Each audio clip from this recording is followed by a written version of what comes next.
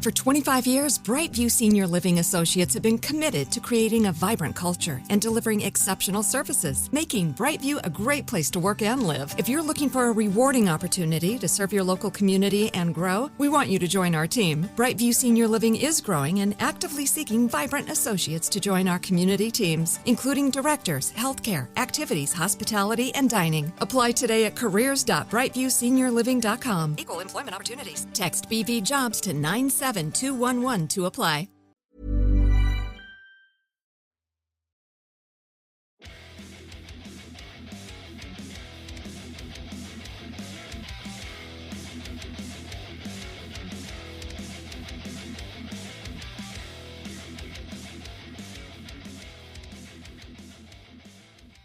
Hi guys, welcome to this week's episode of Heavy Metal Tones. Me, your podcast host, Tony Evans. A little change to the advertised program this week. Now, I didn't mean to do this, but I've been waiting for this new job to come around for over a year. I mean, I have to have a day job, sadly. This show, even though I love it and put a lot of effort into it, doesn't make any money. But that's okay. I don't do it for the money. Now, I work, my new job is in the local health system. I work in the local hospital. I'm a wards person, so we move people from A to B, from ward to theatre, from theatre to ward to X-ray, with due diligence, care, and sensitivity. But that does mean on any average given day that I do about 30,000 steps. And in the last week and a half, I've done 30,000 plus every day. And my fitness going into it was not as good as it had been when I was an ultra-marathon runner. So my legs are feeling a little bit jelly and I'm feeling bushed. So what I thought, instead of trying to knock together something that just would sound terrible and would not give you, my dear listeners, my dear fans, the credit I need to give you something that you listen to and you want to listen to because you stuck with me for so long. And those new listeners who haven't heard this episode that I'm about to put on, well, good for you. This is episode 131, right in the middle of the catalogue almost, from way back on the 1st of November 2023. This is my Halloween episode called This Haunted Life. So those of you may not know, if you're new to this program, I have had a very interesting and complex life with the paranormal. It has been with me on a constant basis since I was a very young boy. My mother had, as they say, the power. She passed it on to me. And so, I tend to, interestingly, work in a hospital, you tend to see things that you may not always want to see, but you also get to experience things that other people don't. Now, some of the things I tell in this episode are not delightful and wonderful, and they will give you the heebie-jeebies. I hope they do, because they did me at the time. But there are also some stories in there that are quite heartwarming, and it's not all, monsters in closets and creatures under the bed and stranger things. It's not all that. There is a beautiful and wonderful connection with the world. And, it does marry up with heavy metal, doesn't it? Because the themes and the thematic, ideas and concepts behind a lot of heavy metal is the darker side of life, isn't it? It is demons and ghosts and violence in some respect, or the violence of life in general, and the aftermath of such. So I hope you enjoy this episode 131 from the 11th of November 2023, This Haunted Life. I was using a different mic then, so hopefully it's not too bad. I tweaked a little bit, but once I will have a much more sensible week coming up, and therefore I can plan and do my seventh son of a seventh son episode, which I really dearly wanted to do, but I knew that if I sat down here and tried to do it, I would do it injustice. I need good time and good preparation. Anyway, bye-bye for now. Don't get too scared. Remember, you can always leave your hall light on. Bye for now. It's slightly changed from the norm this week. It's going to be just me chatting re-Halloween stuff and ghosty stuff, as you can tell by the title. Firstly, I just want to apologise that right at the end of last week's episode, I said Andy Sneap's voicing is really amazing on the outro. I'm going to say phrasing because it's an acoustic piece of music, and I was meant to say phrasing, but vocals is on the head.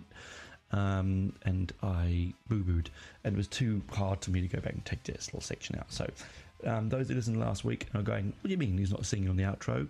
No, it's just the phrasing. Anyway, if you're listening to this now, hopefully you'll be listening to it around Halloween, either just before or just after. I can't remember when this gets sent out, but anyway, this is my Halloween episode.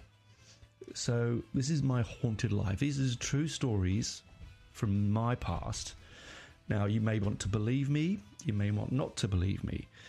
You may want to roll your eyes and be skeptical, or you might want to say, yeah, I believed. I'm with you, Tone. I don't mind. If you think I'm cuckoo, that's fine. If you don't, it doesn't matter. This is just me letting you know my story. And we'll begin in a second. Let me just get my cup of coffee over from the table. Not coffee, tea, see, I just went out for coffee this morning. So where to begin? Right. So I don't know if you all know this, and some of you will know, I used to chat to a ghost podcast called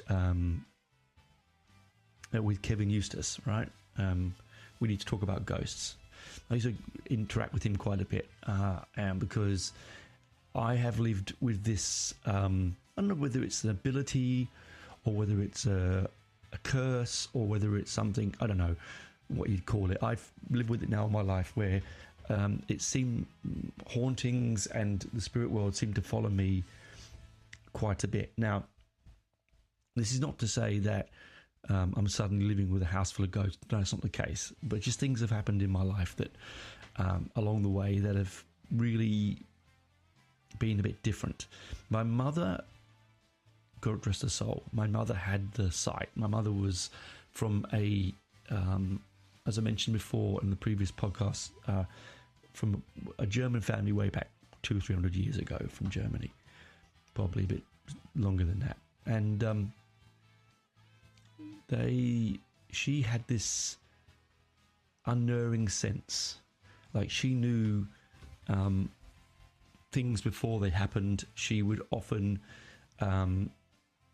have moments where it would scare me as a child, to be honest with you. When this is a very personal thing, I'm going to tell you this now. When my mother passed away 27 years ago now, my mother was in hospital. She was very sick, and she said to my dad, "Can you go and get me a cup of tea from the cafe outside the hospital, because I don't like the hospital tea?" And he went away to go and dutifully do as he's asked, and he come back, and Mum had passed away. Now, I think, and I really do know this, that my mum knew that it was her time, and she didn't want to be. She wanted to be alone. She didn't want to put Dad through that. That moment. I can't imagine what it would have been like. I don't want to imagine what it would have been like, but my mum knew. People say that people know at the end, don't they? But my mother always knew. And it was just one of those things. So where do I begin? Let's begin at the beginning, Tony. So my very first experience that I have of the spirit world begins quite innocently. I was probably five, maybe 5.5. No, I was 5. It was my 5th birthday because I got a. Do you remember the Buckaroo game, where you had the horse and you take the plastic toys off before it bucked? Well, there was a shark version, a Jaws version, where you had to you open his jaws and you had to pull out the bits of like anchors and floaties and bits like that, and you had to try not to make his mouth shut on your to lose the game.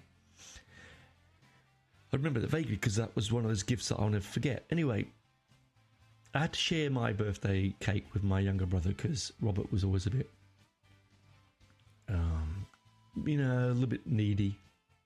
And my mum made this awful cake. My dad, who was a pastry chef, didn't make it. My mum made it because she said she'd do it. And it was, God rest her soul, my mother could not cook. She could burn water, my mother. She could probably sizzle. She could probably, she'd make toast that was unedible. With my mum, you never knew what you're getting with her. Dinner would come, and it was always a bit of a bit of a bingo card of what would you find in your meal. You know, elastic bands, paper clip, an old cold baked bean on the bottom of a teacup. Sounds horrible, doesn't it? But, you know, it was just my mother. She just wasn't at all domestic. She was a ballet dancer, and she was a dancer and a gifted dancer, and she didn't really want to be a housewife, but that was the way it was back then. Anyway, it was my 5th birthday, and I was out playing in the garden, and I came into the house, and I went into the lounge room, and sitting in the lounge room next to the fire was the oldest person I'd ever seen in my life. Absolutely like a hag, like a really old person with a long pointed nose and a little beanie hat on, and was hunched over. And I screamed and ran out. I had no idea. And she didn't turn to look at me, just kept looking straight ahead. And when I told my mum, she said there was no one in there. There was no one in the lounge room. We went back in and there was no one there. I later found a picture of my great-grandmother, and it was my great-grandmother. And from then on, things would happen. Like, not regularly, but they would happen. I still see her in my head. I can still see exactly what she looked like. It's crazy. All those years ago, 45 years ago, I can tell you exactly what she was wearing, how she was sitting, motionless, completely motionless and devoid of any movement. Didn't turn her head, didn't look at me, just sat straight ahead. I've always imagined what Mum said to me, and I've asked my dad in the past, and he has no memory of it, because my dad just, he's got dementia now anyway, but before then he didn't really have much memory of things, because he would have been at work that day anyway. And then, as I got older, I shared a house with 4 brothers, as I've told you before, all music lovers, all in different types of, different aspects of life and different times of their lives, quite a big space apart. And I shared a bedroom with my older brother that used to be my mum and dad's bedroom. And they moved into there, into my brother's room, because the one mum and dad's room was bigger. Okay, no, so probably the other way around. They moved into the room that they're in now. Yes, that's right. It used to be my brothers and my room, and they moved in there. And on the wall, it was just imagine it's the 60s, right? 70s house, and there's like shiny, bright, patterned silver kind of wallpaper. And on the wall, at the front on one of the walls was a poster of Bruce Lee, slightly ripped, holding the nunchucks from Enter the Dragon. And opposite that picture was my bed. There was 2 beds. My dad bought a couple of bunk beds and cut them in half, because he was, thought they'd save some money. And there were those sort of metal beds with the springy springs, the ones that almost feel like prison cell beds. And I was lying there. Now, I would have been probably 8 or 9, I think. It was a beautiful sunny day. The light was streaming through the window. You know the light when I've got to picture it. The light's coming through the window, and the dust and the particles are caught in the beams of light through the net curtains. And I'm lying on the bed having a bit of a nap. It's a Saturday morning. I'd just been up early watching kids' TV programs and gone back to bed, waiting for Mum to make. We never had lunch, but Mum would make like sandwiches if on a weekend. Really, it was our only sort of luxury, really. And I was lying in bed having a nap, and I woke up, and right opposite my bed again was this really tall, menacing clown. Now, I thought I was dreaming this, but I remember it now as if I was awake. I don't know if for 42 years later I would remember it a dream, but this was so vivid. He was at the end of my bed, and he was so tall that he was curled over, and he's sort of hunched under the ceiling, and he's sort of leaning over the bed. And it wasn't like a It kind of clown. It was just like an ordinary, like a Ronald McDonald's kind of clown. He didn't have any like sharp teeth or claws. He just was there, tall and grinning and swaying, I remember, leaning over me like a Jack-in-the-Box clown. And I remember screaming And in a second, he was gone. And Mum comes rushing in, and she said, "You must have had a nightmare." And I was wide awake, absolutely wide awake. Now, it could have been, it's one of those things in my life that I think may have been a dream, but I remember it so vividly. The house I grew up in, so Mum and Dad moved around a few houses when I was young because it was a bit of a comedy of errors, really. The first house we grew up in Burnt Oak on Lundell Crescent, the house blew up. Now, you might think, what do you mean blew up? But it actually did. My brother, my silly brother, there was a gas leak in the gas cub from the meter underneath the stairs, and my brother went looking for it with a match because there was no light under there, with a candle. Yeah, I mean, how Ronald survived it is beyond me. He got flown across the landing. Mum was blown out of the kitchen window. She broke a few bones, but obviously didn't die. And I was left in my cot upstairs. At that time, Robert hadn't been born yet, and I was in my cot upstairs, and my brother Michael rescued me. Now, he tells me that my cot fell through the floor. I don't believe that. I think he just went and saved my life. So I, for all of his silliness and his, I have issues with him in all sorts of ways. He still means a lot to me because he did save my life. And then we were put into several sort of different kinds of what they call in the UK in the 70s halfway houses. Because I grew up in a council house. My mum and dad didn't own the house. We were Govo houses, they call it in Australia, and I don't know what they call it in America, but in England they call council houses. And so while they were waiting to put us into a house, they put us into this house after a couple of really bad moves, they moved us to this house in Hendon and Park Road, 96 Park Road. Sorry to shout that out, but that's where it was. And it was a corner house, quite it was built in the 1920s, an old house, pre-war, and it'd been lived in by one old woman and her sister, so a couple of sisters, and they'd lived in there all their lives. They died in the house. Unfortunately, one of them died in my bedroom, which is probably why I had issues. But the weirdest thing that we found when we moved in, I remember I was only, I think I was probably, I think I was 18 months, 19 months when I moved in. But my brother tells me that he found up in the loft a bunk bed with magazines on it and a skull, he reckons. I mean, I think he was just doing that to wind us up. But the bunk bed was up there. I remember seeing that, and I remember seeing the magazine. So we think that there might have been squatters in previous to that. You just never know, right? Anyway, that's a side note. What I'm trying to say is it was a really menacing house.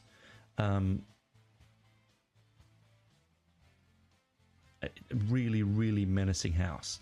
And it had a real sort of, I don't know, we lived there for my parents lived there for 25 years, I think. In all that time, luck just seemed to seep away from the place. It was one of those kind of houses. Yeah, it sort of just, we arrived at the house. Dad was doing well in his career. My brothers were doing okay in school. Mum was pregnant with my younger brother. We thought this was a place that would be our home. This is what my mum and dad said to me later in life. They thought this would be the place to be, and we would finish here. It was a nice suburb. Hendon is a nice posh part of North London. We didn't sort of a raggy arse end of it, but it was still posher than where I grew up in Burnt Oak. And it all changed within a few months. Dad lost his business, stopped, couldn't get work. Mum got really sick. My brothers were sent to Borstal. Things just changed. It was really a negative house. And to be fair, I always felt that. My dad tells me a story that there was, I'm sidetracking. None of this is, I'm not running this down. This is just off the top of my head. So if I go back and forth, I apologize, but this is my haunted life, right? So I remember vividly, my bedroom was floorboarded. I didn't have carpets. And it was a really small bedroom, pardon me, that I shared with my brother till I was 16, till he moved out. And until I actually moved out of home when I was 16 as well, but I came back again. But that is a different story. So my brother had this, he was obsessed, and he still is, with air guns, like cap guns and air pistols. And he had this little, what we call a gat gun, which is like you basically push the end in, the end of the gun into the back of the gun, which locates a spring in, and then you put the pellet in and you press the trigger and it fires it out, right? But you need this little cap at the back that holds when you put the pellet in, that holds the spring in. And I took that out, and I was sort of playing around with it, and I put it on the bedside table. I turned around, and I turned back, and it was gone. And it was nowhere. And I had floorboards. I'll tell you something, I pulled that bedroom apart because my brother was going to give me a caning for it. I couldn't find it anywhere. It was not in the grooves of the floorboard. It wasn't on the bed. It wasn't on the mattress. And I didn't have a boy look. I had a real thorough look. And, I still remember that to this day, Michael gave me a whoop. He gave me a good old smack for it because, I was probably about 11. And Michael was at that time 18, 19. He really just, oh man, I got a absolute smacking for it. I don't blame him. Well, I don't condone violence, but I don't blame him being annoyed. And all sorts of things were missing. Money would go missing. Mum's wedding ring disappeared once for a while. Jewellery. We'd accuse each other for stealing stuff of ours when it wasn't them. And my father tells me this story and I believe him because my father's on the same kind of spectrum, sort of, as me. He was sleeping in the lounge room. Mum had moved. They'd moved out to the new home because Mum had got very, very sick and couldn't climb stairs. So they went to a special home up the road, which was one level, where my father sadly was until he went into a home. Easy for her to access, very easy to clean, easy to keep warm, cheaper to run, and so on, closer to the amenities. And Mum was in hospital, as she was, in and out, and Dad was sitting there in his chair, fell asleep watching TV. Everything's packed up, just the TV in his chair and the fire. And he woke up, and in the middle of the room was all this stuff. Little plastic soldiers, the end of that cap gun, the gat gun, money, jewellery. It was just all returned. Now, you can believe me, you cannot believe me. You can say my dad's a liar, and that's perfectly fine. This is all about my belief, but if you believe it, it's up to you. It's my truth, right? I hate that term, but it is my truth. I believe my father when he said it happened, because he showed me some of the stuff that he got back, and it's stuff that I remember losing. Little green soldier, little green plastic soldier I got in a stocking when I was at Christmas. Action Man clothes, all that sort of stuff. The only thing I can think of is Dad was storing it, and he just felt guilty and gave it back. Like, why would he do that? It makes no sense. So the house itself had a spirit to it, an uneasiness to it. I never felt very happy alone. My father took all the locks off the doors because he, as a child, my father was treated quite poorly by my grandfather and locked in cupboards and stuff. So my father never liked having locks on the door, so nothing had locks on it. So I put my own lock on when I was like 12 or 13. My brother put his own lock on when he had started dating girls so we could have some privacy. But apart from that, none of them had locks. Toilets, bathrooms, nothing. And it never felt easy. I never felt easy, particularly on the staircase. Going up the stairs with my back to we used to have a larder. So in England, they had a cold storeroom called a larder, which is usually a room that's the coldest part of the house, and where you kept all your milk before you had fridges and so on. And the larder always felt like there was something in it. I always dreamt there was something coming out of that cupboard and walking up the stairs, faceless being that would come up and stand outside my door. And it was a regular dream. I had it probably the age of 13 till, well, even younger, before I left home. It was a regular dream I had. And I'd wake up in cold sweats with it. And when I'd go downstairs, the blue door was open to the larder, and it used to freak the shit out of me. To the point where I would put a chair in front of it when I went to bed. If I was on my own in the house, which was very rarely. I never stayed on my own in my house alone. I never liked it. Dad didn't like it. Mum was all right, but she sort of didn't like it either. It was just a place that, it didn't want us there. That's what it felt like. I remember other times, apparitions that I picked up in that house. One of the ones most vividly was I was coming out of my bedroom, and above my bedroom door was the manhole cover to the loft. Now, my brother liked to spend a lot of time in the loft. That was his thing. I don't know why he loved it up there. He just loved it up there. He'd made a sort of a den up there. He'd put floorboards down. He'd put electric lights in. He quite liked it up there. And often he'd leave the blue trapdoor aside, right? And to climb up there, you need a ladder. But if you were like me, nimble, you just use the banister. Now, you'd get a ladder, but then you'd use the banister. I came out of the bedroom. It was mid-afternoon, maybe getting into dusk, and I looked up, and there were these feet in blue jeans and in what we call bother boots when I was a kid, like DMs, and they were turn-ups. My brother used to wear turn-ups, and they were hanging over the edge of the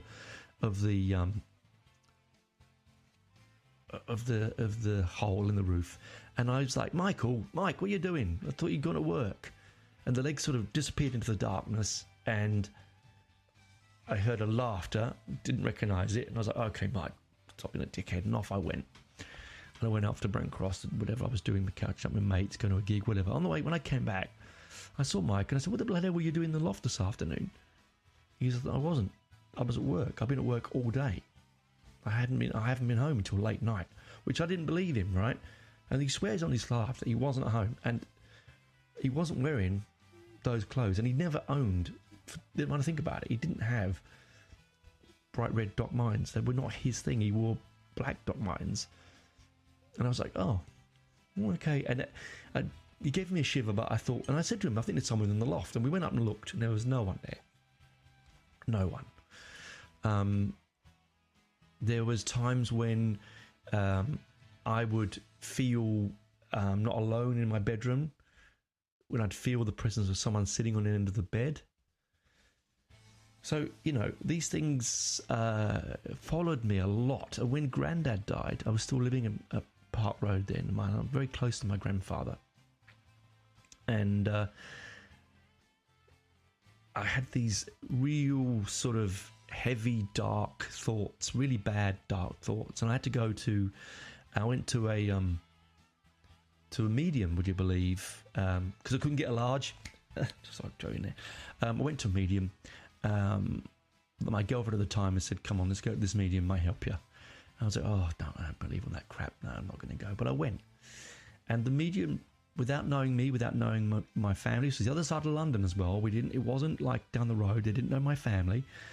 The medium knew my grandfather's name, my grandmother's name, who had died back in 1958. I think, again, it's on a side note. That comes, my mother had it from my grandmother, because my mother was pregnant with me. Mother was pregnant with my older brother, my first brother, Andrew, and in 1959. And it was the story goes that my mother says that before then, sorry, I apologise. I'm gone back. See, this is the memories in my head. My mother and father were going to get married on March the 1st. Okay. And when my grandmother, she had a brain tumour from a fall that she had when she was a young woman. And at that time, she would have been 57, 58. And Agnes, her name was. And she said to my mother, get married on Boxing Day, because I won't be here on March the 1st. And my mother said, look, don't be silly. This is ridiculous. You don't be silly. But because my mother did everything her mother said, that's what they did. They got married on Boxing Day, 1958. And March the 1st, 1959, the day that my sister was born, my grandmother died. And this is something that I think like I said, my mother knew, and so did my grandmother. This is a really powerful, this is where I think it comes from, and it was handed to me. Anyway, so I backtracked to the house. So I never felt alone. I never felt comfortable. It was horrible in the dark. We never had any luck. Any luck that we got sucked out of that house. Our fortunes didn't change as a family really until we all separated out from that house, to be fair. Really. And I don't know whether it was the place or it was just our luck in our family. Who knows? Anyway, that's enough for the jibber jab on the first part. I've talked for 26 minutes, would you believe? And you go, Tony, that's understandable. You could talk for hours. I know I can. We're going to come to the second half. I will talk then more about more modern, my more modern experiences with the supernatural. I hope it hasn't given you the willies. It's just, I find it really, in fact, saying and interesting. The second half might be a bit scarier. But anyway, chat to you in the second half. Bye for now.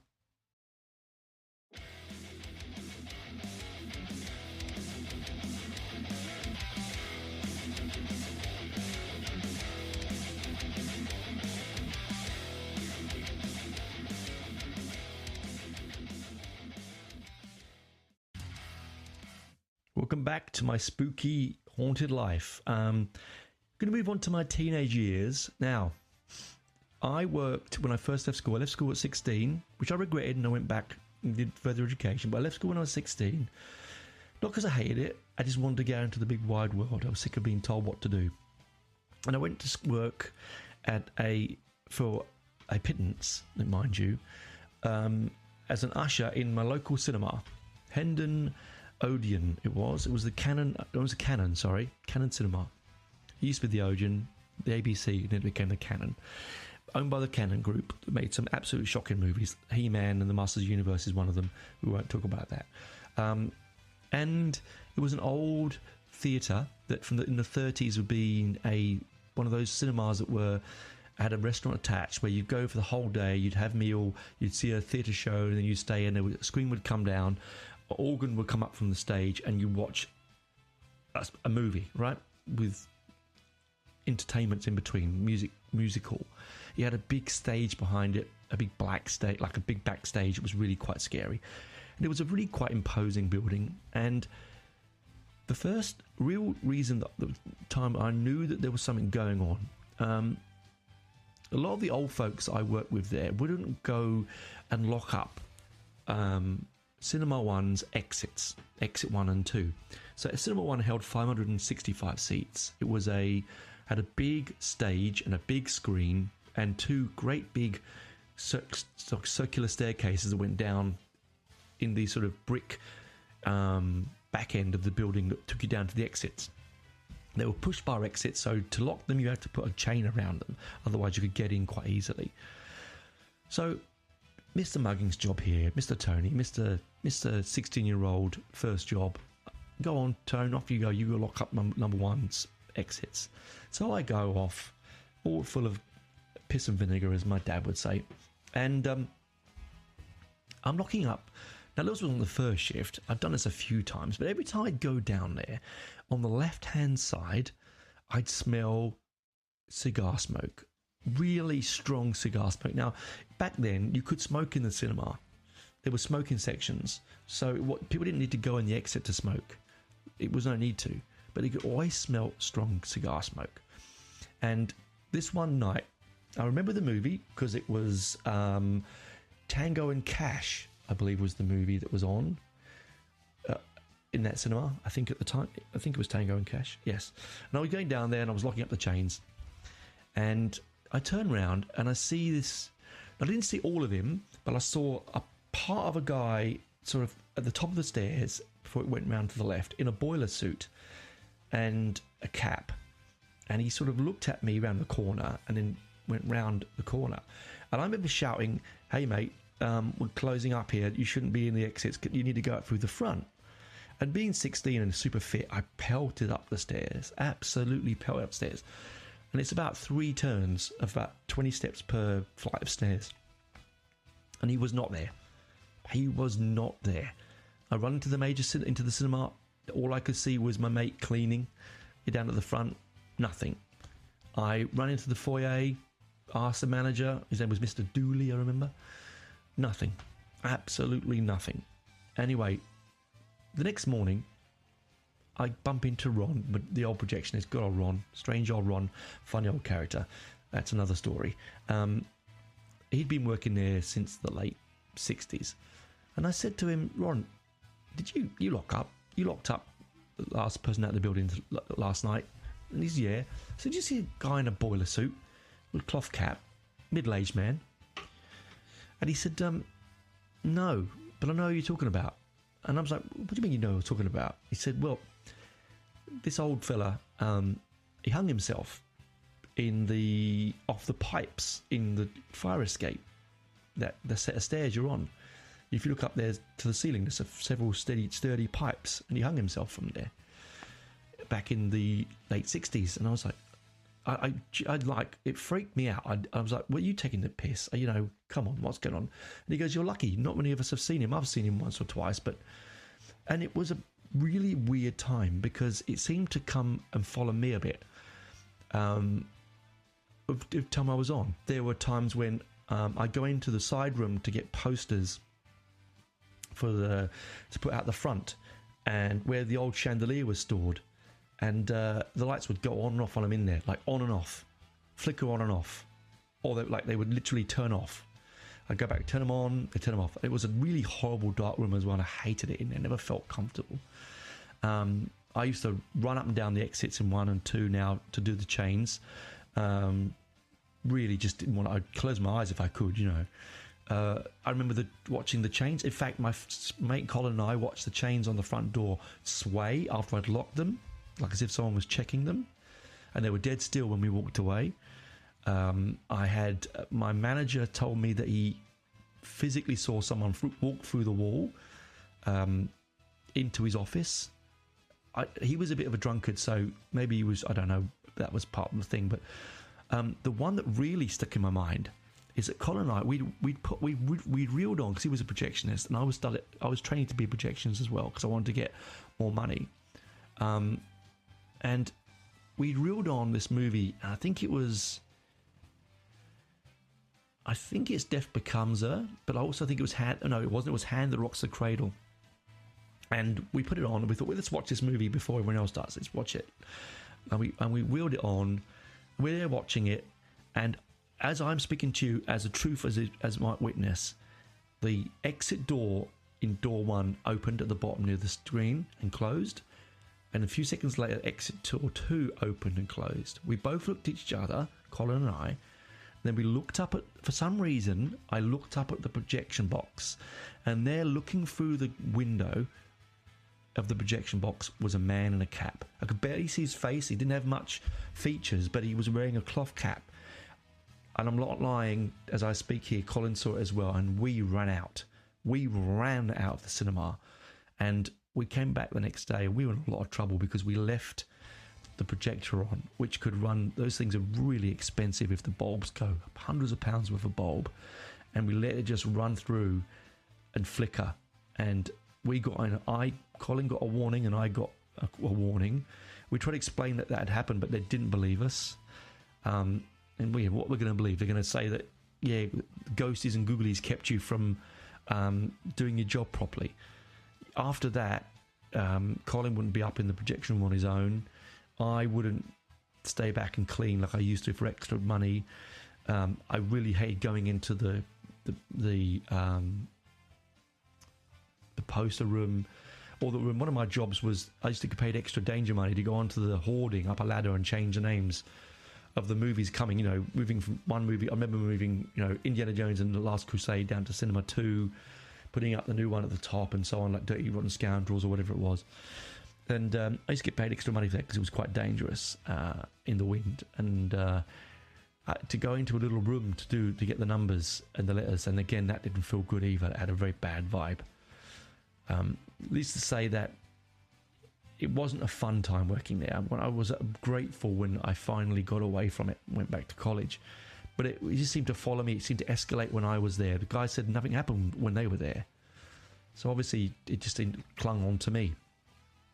But then I moved to Australia in '97. I meet my lovely wife. I have my first child, and my wife being Australian, so I wanted to come home and best move ever made. And I moved to Australia in '87, and soon after that, my mother, within 2 weeks of coming, my mother died. Now, she had been diagnosed with an incurable cancer that I hadn't been told about, and my dad decided to keep it from me so that we wouldn't change our minds and we would go and do the right thing for us, because Mum held Dad back slightly because, God rest her, Mum would never travel anywhere and didn't want to be away from Dad. And so when Dad got opportunities to work for British Aerospace, he worked for a little while for Rolls-Royce. That's where they met, working for Rolls-Royce, and while he was training to be a chef. And he didn't take it because of that. And so he didn't want me to be the same. He wanted me to make my future, my choice. And I left. And when my wife was heavily pregnant with our second child, we were staying at first. We just moved into the new house, just up from my in-laws' house, and we were over their place just having dinner. And I put Clem and my oldest child then into the cot. She's 17 months and still sort of in a cot at that time, because the in-laws didn't have a spare bed. So I put her in the cot, and I'm singing songs to her. And next thing I know, a teddy bear flies off the shelf behind me. There was stuff behind 3 other rows of teddy bears. It was my sister-in-law's old bedroom, so there was teddy bears everywhere. It was a teddy bear that my in-laws had given me when Clem was born, that sings Waltzing Matilda when you touch a button on its paw. It was a stuffed koala. That teddy bear lifted off the shelf and landed behind me. There's no other way it could do it. I started playing Waltzing Matilda, and the only way that could happen is if I touched it, and I didn't touch it. I was ever so slightly freaked, but I knew it was. I had a feeling it was Mum, and I was like, "Mum, what are you doing?"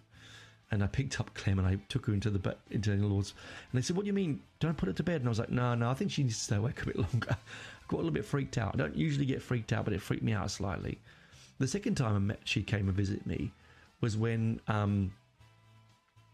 we had a computer, the old tower computer, an old IBM K52 or whatever it was, in the bed, in the lounge room, on a desk, and a wheelie chair that we'd push in front of it like a computer desk. And I was kids were asleep, Karen was asleep, and I was going to bed. I'd been playing games on something, and I pushed the chair in, turned the computer off. Now, Mum loved touching buttons, loved calculators, loved future things, really into Doctor Who and Blake Seven and this Tomorrow's World, loved future stuff. And the chair pushed back way out from under the table, and the computer turned on. And I knew it was Mum. I just knew it was. And I turned around to the void and I said, "Come on, Mum, I'm going to bed. Enough's enough. I'm going to bed now." And I turned the computer off and I pushed the chair back in and I went to bed. After that, she used to come quite regularly. We had an L-shaped hallway where our bedroom was in the corner, and either side of the L was my 2 kids' bedrooms. So if you stood at my bedroom, you could see into both doors.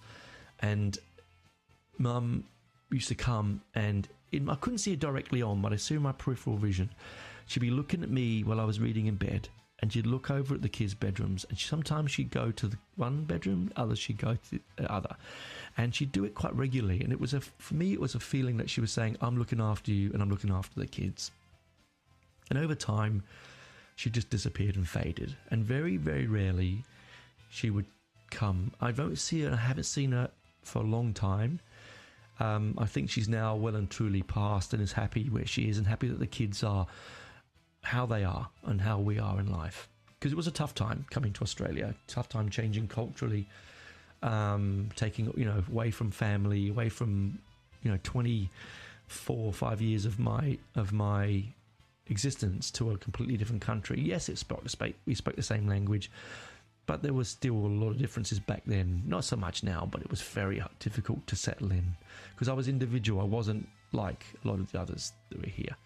And Canberra, being Canberra back then, was quite a quiet place and a quite one-horse town. Not so much now. It's really vibrant and youthful and full of vigour, but back then it wasn't.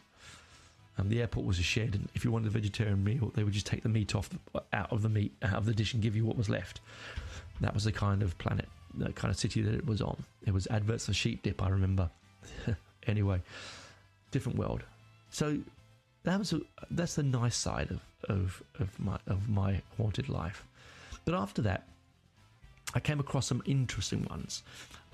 Working on a film shoot in a place called Bungendore, which is just outside Canberra. It's a lovely little town. There's a pub there called the Carrington, which is quite renownedly haunted.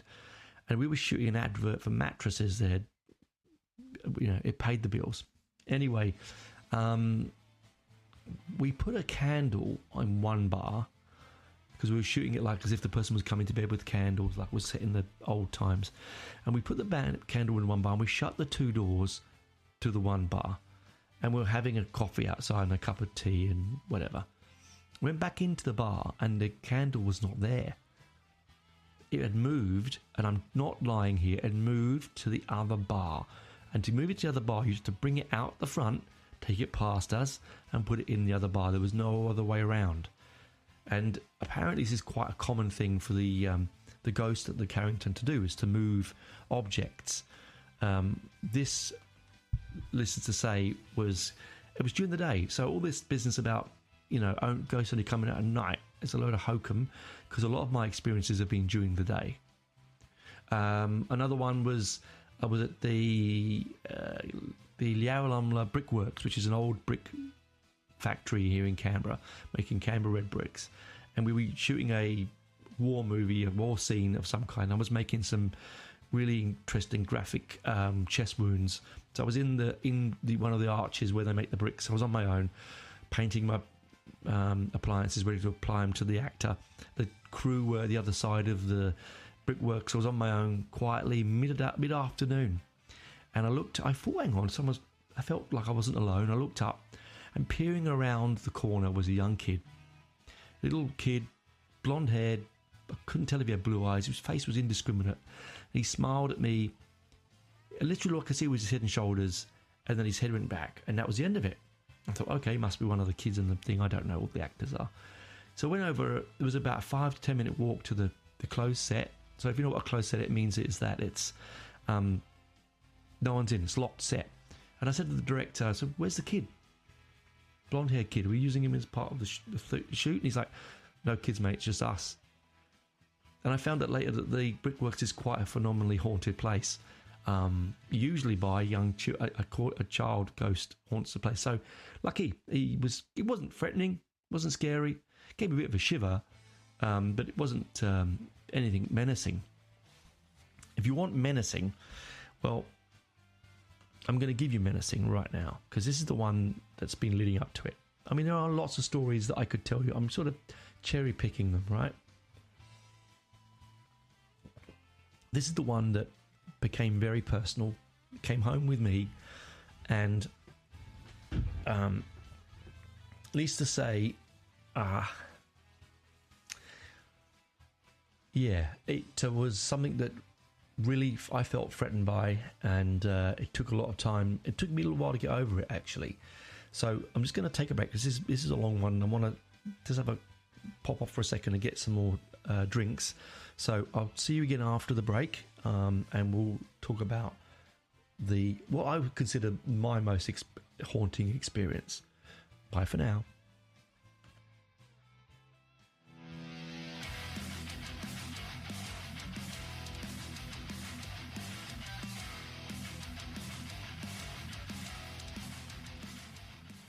Welcome back to This Haunted Life, a spin-off, I would say, of Heavy Metal Tones. A different thought altogether for this particular part of the season of the year. But I hope you're enjoying it. Anyway, this is when it becomes really personal, and this is a warning to all of you out there that this can happen to you, and you need to make sure that if you're going to do anything, and I hate the term ghost hunting, because I do go looking for spirits, but I don't go hunting them. I think it's very the wrong term. I'm not a big fan of it. But Karen and I both have a love of, particularly myself, colonial buildings. So, and I mean colonial prisons mainly, prisons and hospitals. This country, Australia, has some absolutely fascinating and, in a weird and strange way, beautifully built and designed colonial prisons. Now, obviously, a prison is a prison and is going to hold some residual energies, like my house in Hendon did, and like the cinema did. It's going to hold residual energies.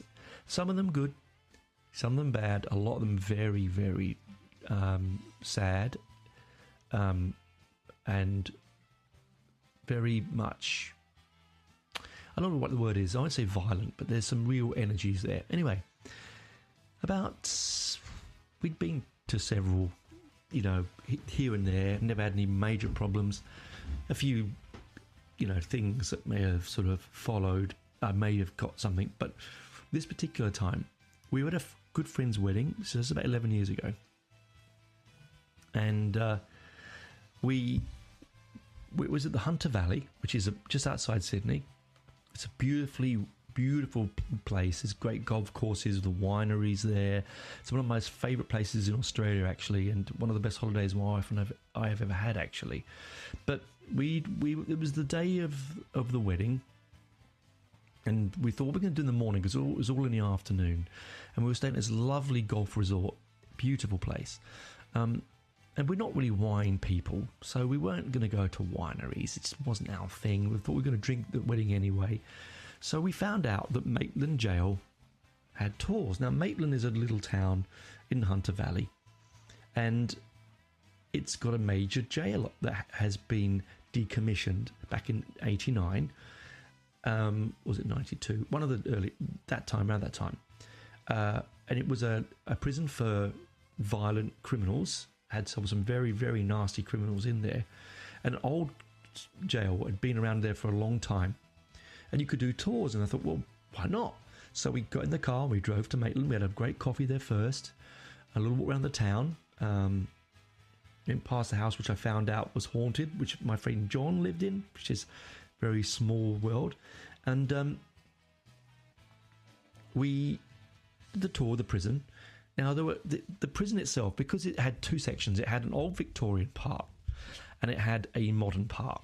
And the old Victorian part. Now, you got these little. As you went in, you were given these little tour guides. You put your headphones in, and you press play, little MP3 players, right? And there was only myself, my wife, a heavily pregnant woman, and a partner, and a small group of special needs kids with their helpers. Now, they were way ahead of us. We could see them coming and going, but they were way ahead of us. They were nowhere near us. And we were in the old part, and we're sitting there looking at these different cells, hearing the stories about these, the separation between women and men, and how the gays and the heterosexuals, they separated them and all this sort of stuff, and the Aboriginals and so on. Back then, it was quite a harsh place, and we heard this almighty bang, like a real bang, like a cell door banging, and we looked up and we could see, because there was 3 floors, 3 gantries, and there was no one around us, and we both stopped our MP3 players and rewound it to see if it was on there. It might have been a sound effect. It wasn't, and we got a little bit freaked out and was like, quick, let's get out. That felt menacing, right? So we couldn't go back the way we come, so we had to keep going. You had a specific way you had to follow, and we got out into the main courtyard, and we were a bit rustled. The feathers were a bit rustled, but it was okay. Didn't think too much of it. Thought, well, maybe just the wind or something we've misheard, someone else in another tour group person, and we brushed it off. And we come across one cell, and it was the cell of Ivan Milat, a very well-known serial killer here in Australia. That was the sort of the inspiration for Wolf Creek, and he was there for a little while before he was moved to another prison, to Goulburn, I believe. And anyway, we would go in and out of the cells, but I was not overly impressed by that. I felt very uneasy, but Karen went in and asked her to shut the door behind her, and I got this sudden sense of panic. She was in there, and I got this sudden sense of panic, real heavy panic. And I opened up the door and I said, "Get out, come on, you're not doing that, I don't want you in there." I didn't feel at all good. And through the whole tour, and we went around the whole of the prison, the bathrooms, but we went to the death cell where I got a really bad headache, where the lady, now this could have been, I don't know, well actually no, it wasn't put in my head, because we only found out that you get the headache in that room after we left. I talked to the woman at the desk and she said, "How did you go to your tour?" And I said, "We went to the death cell." And she said, "How was that?" I said, "I've got a really bad headache." She said, "Men get headaches in there." Strange, right? We went to the kitchens, we went around the whole place. We even went to the bit where, one of the creepiest bits was where you can talk to you get visitors, a visitor centre. So I was one side as if I was a prisoner, and Karen was the other side as if she was a visitor, and I had to go for a whiz, and I was like, I'll use the toilets behind me, and she's sitting there, and I went into the toilet, and it was a very small toilet, very cold, and a really baking hot 40-degree day. It was bitterly cold in there, and I felt like someone was standing behind me, breathing on my neck. It was really freaky. Anyway, not much happened after that, and we went round the prison, had a great time, came back, went to the wedding, had an absolute fucking, phenomenally good time, and came back to Canberra. And about a week later, my two girls used to work late nights in a cafe on Friday nights. I didn't work Friday, this was my day off, and my wife used to work in night times as well in a takeaway, just because she was doing a food course thing, and she liked that it was a bit of work experience for her, which she just enjoyed doing in the end.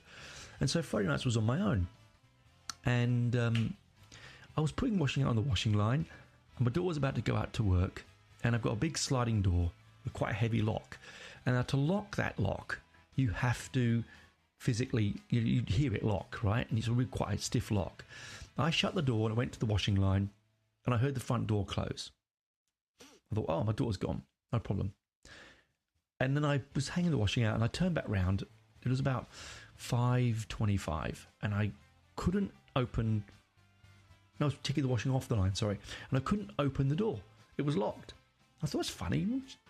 Clemmie Gwyn knew I was in the back garden. Why did she lock it? Which is not what she would do. So I thought it must have just been an accident. I'll wait till Karen comes home. She'll be home in about 10 minutes. I'll just sit in the garden and relax. And as I was looking through the kitchen window, there was this black mass. And I'm going to say the whole entryway from the kitchen to the front room and to the stairs up was this engulfed by black. Couldn't see it through it. This was a bright, sunny, it was a November afternoon, right? Here in Australia, it was getting hot. And I looked at it for it felt like a few seconds. It looked like it was looking at me. And then it just flashed up the stairs. It shrank and flew up the stairs. There's like a cape behind it, like a figure of a human with a cape. Almost shapeless, but I could tell it was human. And I freaked out. I thought, it felt like it was going for minutes, but it was only a few seconds. And within a minute or two, the front door opens and my lovely wife comes in. I'm standing there looking through the door. She lets me in. I tell her what's happened. I didn't tell her about the black shape. I just said, look, I think we got locked up by Gwyn. Oh, that silly girl. Off she goes, and Karen gets changed to go off to work.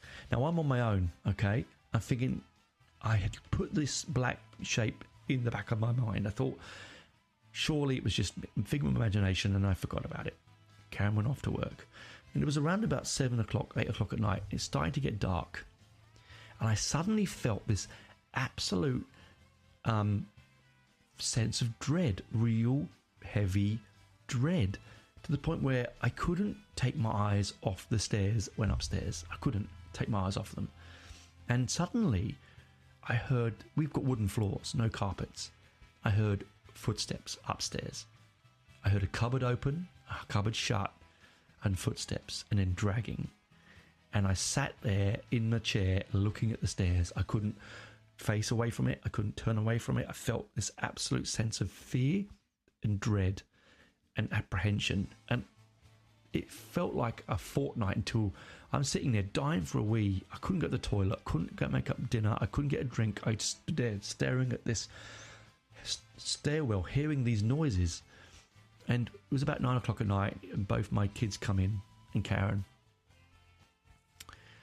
And all of a sudden, the dread goes like that, lifts, as if it never happened. And every time for the next month that I was on my own on a Friday night, and as soon as the girls left and it started to turn dusk, things would happen. Noises, sense of dread, fear.